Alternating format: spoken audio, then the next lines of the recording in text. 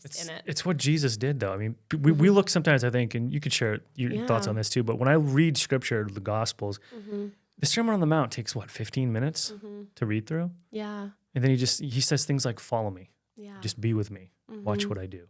Yeah. And we tend to think, oh, he's at this synagogue or he's teaching on this hill. It's like, yeah, you get those snippets, but he's not doing, 4-hour dialogues in front of, it literally is, it seems so simple. Yeah. So sometimes I think there's a confusion for us as leaders. We think, oh, we have to come up with so much to be able to give, and teach. And we forget about that authenticity and that character being really what's core to leadership itself. So I'm really... Yeah, one of the passages I wrote down here was, I love in John 21 where he says, what is that to you? Follow me. And Jesus had just told Peter that he was going to die by crucifixion. And then he's looking at John. He's like, well, what about him? And he's like, what is that to you? Like, follow me. And I think so often in our leadership journey, we can be looking to the right or the left and we can say, well, what about them? Like, why are they getting this experience or they get this blessing and I don't, and I'm walking faithfully with you, Lord. And I just constantly think about, what is that to you? Follow me. Like, you have to keep your eye on Jesus in all things and follow him. And in my leadership, I think of this is a leadership podcast, but I think often I'm like, am I a leader? I'm a follower first, And I think I've always thought that about myself is like, if somebody is following behind me, I don't see it because I am following him. My eyes are trained. And I've spoken that to my husband too. Like when he's talked about leadership, he leads a bunch of businesses. I said, well, focus first on who you're following before you ever look behind you. It's, and this is something I teach my students. I mean, I work a lot with youth and even the congregation. I'll tell them, God is more concerned with what you do with him than he is what you do for him. So when you're talking about, leadership in the context of what you're speaking on, I think that's extremely important. That has been...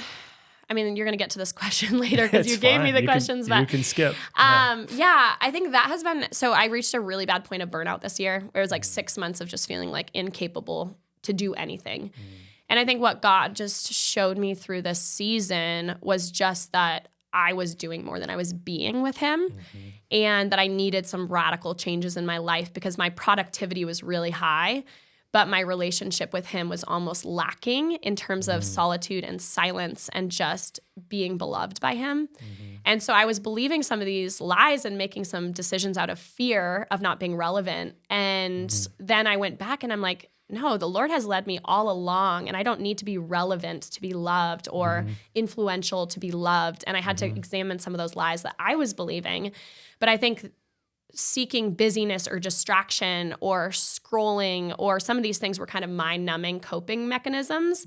And so in that season of burnout these last 6 months, I was like, I have to strip everything away. And if I can't do, that's totally fine. I really just need to be. And I have developed so many rhythms now of being with God and realizing that my internal life is starting to reflect more of that. And I think there's more fruit when I'm just less productive almost, but I've spent so much time with my Father in those private spaces. Which is also extremely biblical yet again, because when the disciples were in front of the religious leaders, the thing that they said was that the scripture tells us that they realized that these men had been with Jesus. That always stuck out to me. Like these men have been with Jesus. That's why they're doing what they're like. It was just this level of influence that we talk about, but just being with. It wasn't like they were these amazing speakers or they were the amazing rabbis and leaders. It was simply they had been with Jesus. Wow.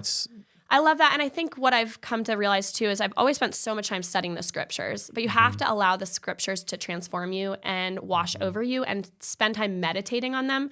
There's a difference, like my book is about studying the Bible. There's a difference from studying the Bible and then letting it transform your inner life. Yes, absolutely. And I want to make that distinction because I have been there where I've spent hours and hours studying the Bible and not allowed it to transform parts of my heart that needed to be transformed.